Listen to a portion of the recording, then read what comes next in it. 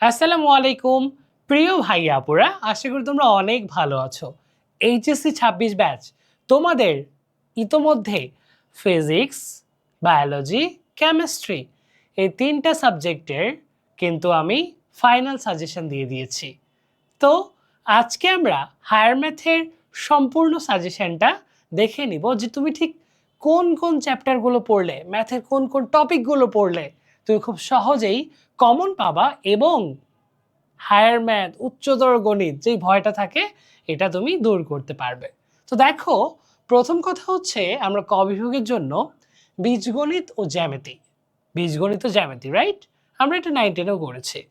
তো ম্যাট্রিক্স নির্ণায়ক অধ্যায় 1 এখান থেকে একটা সৃজনশীল প্রশ্ন অবশ্যই আসবে।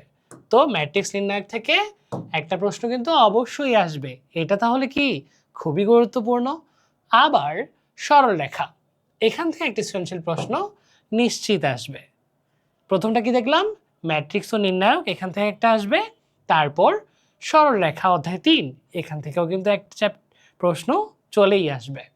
বৃত্ত অধ্যায়, অলরেডি কিন্তু এটা নিয়ে আমরা এক্সাম নিয়েছি এমসিকিউ, তো এখান থেকেও একটা আসার সম্ভাবনা অনেক বেশি।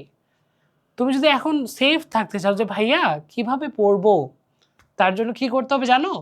3টা প্রশ্ন নিশ্চিত করতে চাইলে বিন্যাস সমাবেশ অধ্যায় 5 পড়ে রাখা ভালো। ম্যাট্রিক্স নির্ণায়ক, তারপর কি বৃত্ত, সরলরেখা, আর পাশাপাশি তুমি যেটা পড়বা সেটা হচ্ছে বিন্যাস ও সমাবেশ। তারপর খ বিভাগের ক্ষেত্রে ত্রিকোণমিতি ও ক্যালকুলাসে ত্রিকোণমিতি অনুপাত অধ্যায় 7 অত্যন্ত গুরুত্বপূর্ণ অধ্যায়। অন্তরীকরণ, যোগজীকরণ, অনেকগুলো ব্যাপার আছে না ভাইয়া, এটা নিয়ে খুবই ভয় পাই। আমাদের মিশন 26-এ একটা স্টুডেন্ট, ও বলছিল যে ভাইয়া যোগজীকরণ পারবো না, খুবই ভয় পাচ্ছি। বাট ইউ নো হোয়াট, যখন সে ম্যাথ করা শুরু করলো তখন আমাকে টেক্সট করছে যে না ভাইয়া খুবই ইজি, এটা তো আমি পারবো। তো সে কিন্তু সেটা পেরেছে, রাইট?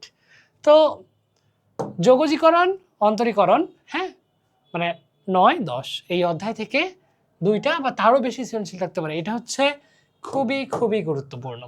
বিকল্প কৌশল, যোগজীকরণ কঠিন মনে হলে অধ্যায় 6 ও 7 একসাথে অন্তরীকরণ করতে পারো।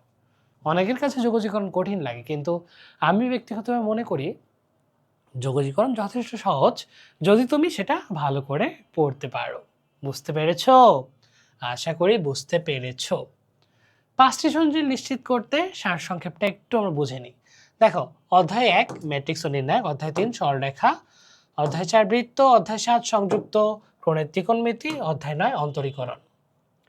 হ্যাঁ, অতিরিক্ত পরামর্শ, আসলে অতিরিক্ত পরামর্শটা কি, তাই না? দেখো, যাদের প্রস্তুতি কম অর্থাৎ 20-40% ভাইয়া কিছুই পড়া হয়নি, তাদের জন্য আসলে কি, তাদের জন্য তারা বিগত বছরের প্রশ্ন বিশ্লেষণ করে বেশি বেশি টপিকগুলো আগে শেষ করা, এমসিকিউর জন্য কোনো অধ্যায় বাদ না দিয়ে পুরো সিলেবাসের উপর পড়তে হবে। তো দিস ইজ দ্য থিংস, তুমি যদি ভালো করে পড়তে পারো, এটুকু আমি বলতে পারি যে তোমার দ্বারা সব কিছুই সম্ভব। আর উচ্চতর গণিত ভয় না পেয়ে জাস্ট ভালো করে ম্যাথগুলো করা ট্রাই করো, তুমি পারবা। আসসালামু আলাইকুম।